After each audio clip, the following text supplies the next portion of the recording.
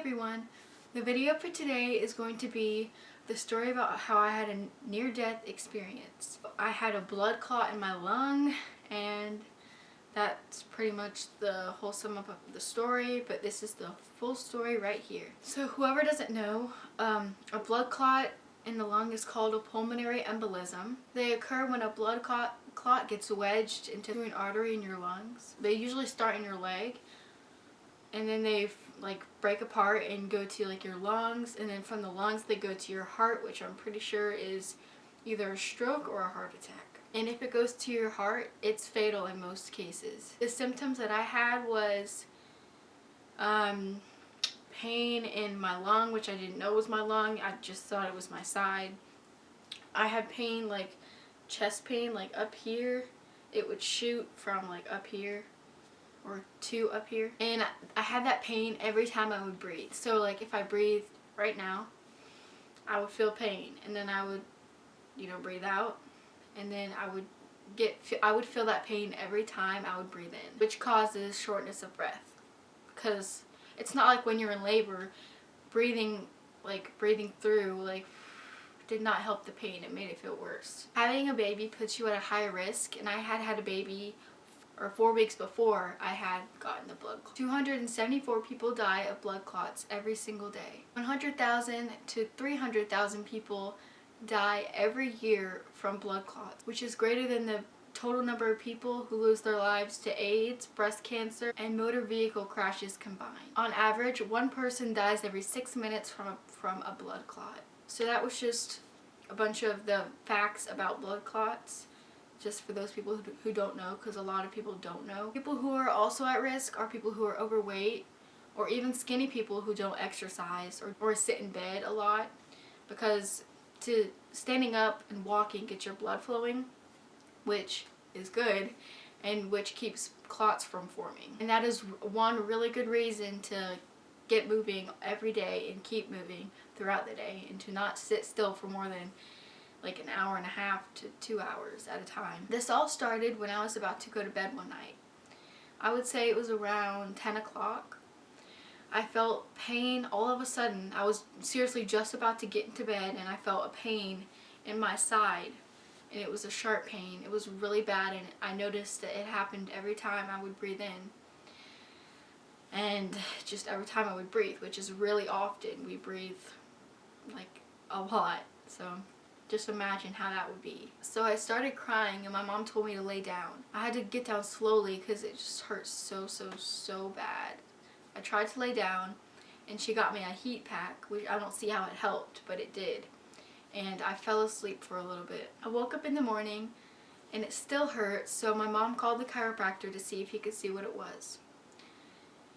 He said that we could come in now, so we went as soon as possible. And he felt my ribs and my back. When he was on the phone with my mom, he said that it could probably be a kidney infection or a urinary tract infection. When we got there, he thought different. He told us that we should go to the urgent care or my OBGYN. I called my OB, and they did not answer. So we went to the urgent care that's right next to the hospital. When we arrived there, I had to wait for about 30 minutes to get into the room. Then they called us into the room, and they checked my vitals, which was really hard because I had to sit still, and I was in excruciating pain. I was in a constant cycle of breathing and pain. The lady told us that the doctor would be in shortly, so we waited. I was getting more and more impatient as it was getting harder and harder to breathe. A while later, the doctor came in, and he saw my face, and he saw my expressions, and he saw how much pain I was in, and he knew that it wasn't just something as simple as a urinary tract infection. Those can be cured by antibiotics. He ordered a shot for the pain. I'm not sure what it was called. I don't remember. And it took a while to get that too, so I was, again, impatiently waiting for the shot. They injected it into my side and told me to go to the emergency room as soon as possible. When we got there, my mom sent me to the front desk of the emergency room so she could park. I gave them the papers and sat in the waiting room. And while I was sitting, there was this guy. He was probably about almost 70, and he was moaning in pain, and he was having stomach problems or whatever. It sounded really bad, and this is my first time in the emergency room, so I was so scared. My mom joined me in the room, and we waited until someone called us back. I'm pretty sure the first time they called us back was for vitals again. And then the second time they called me back was to draw my blood. And I think about that time my dad had taken my baby with him because we didn't want her in a hospital, and especially in the emergency room. That's like the dirtiest part. The third time they took me back was when they take you into the area. It's like the waiting room for the actual rooms, and it's like public. There's probably about 20 different, like, I don't remember if there were walls in between or if they were just sheets, but there were either a bunch of sheets or a bunch of walls in between every single person, so you could hear pretty much everything that was going on. In the room there was the computer, and a few extra things, and my bed, and I think a chair, and that was it. So they had to get me a gown, and then I got into the gown, and then we were just waiting for the doctor to come in. Dr. Patel. Now, I think I had either 3 or 4 Dr. Patels. Now, if you don't know, that's apparently a really common Indian name, but my mom and I thought it was kind of funny that every single doctor that I had, well, I think most of them that I had were named Dr. Patel. I'm not being racist, I wasn't used to, I didn't know that that was such a popular name. And then the other night I was watching Family Feud, and their name was Patel. Who knew? When the doctor came in, he introduced himself and said that they were going to order an ultrasound to see what it was. He said it could be gallstones, kidney stones, or a blood clot. I had no idea what any of those were. When the ultrasound was ready, they rolled me over to the other bed that could be rolled around and sent me over to the ultrasound room. I got in the room. She did the ultrasound. It's just like how they do when you have a baby and when you get your checkup. They rolled me back when they were done. My mom and I pretty much prayed, cried, and waited for an hour. Then the doctor came back with the results. He told me that they couldn't see what it was from the ultrasound, so they had to order a CT scan. Now remember, I'm new to all this. I've never had a CT scan. I've never had anything like that. The most I've had is like an ultrasound from my pregnancy, and that's pretty much it. Wait for the CT scan was about 30 minutes. So they rolled me back. They had a waiting, it wasn't really a waiting area. I guess you could kind of call it a waiting area. There were like 3 other people there, 2 or 3 other people waiting to get theirs done too. So I waited a few minutes. They rolled me back. I had to roll onto the other bed, the CT scan bed. She had me lay there. I'm pretty sure I had to put one arm up for some reason, and they put something into my IV that made me feel really cold. No, it made me feel really warm for a while, and just for a little bit.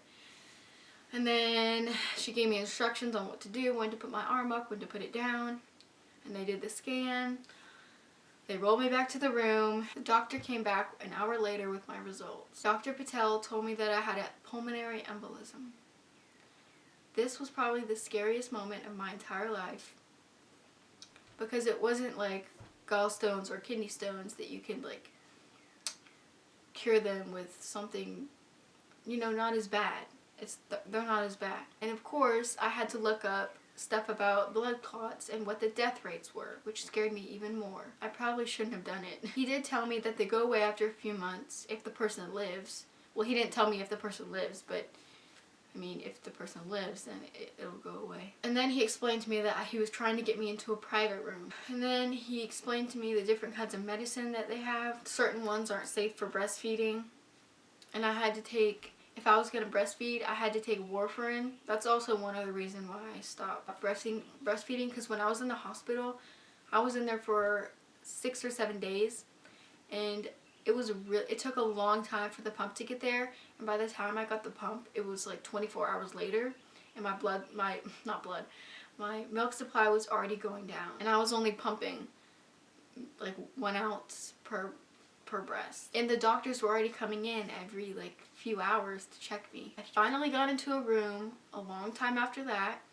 They put the IV in, and they started me on the medicine. They gave me a blood thinner in a pill form and a pain pill. Every 3 hours, the nurses would come and check my vitals, even at night. I also got my blood drawn every 4 hours, which was a pain, because I don't think other than birth I'd ever gotten my blood drawn. The other Dr. Patel told me that if I was doing fine and that my blood was thinning, that I could be out in a few days.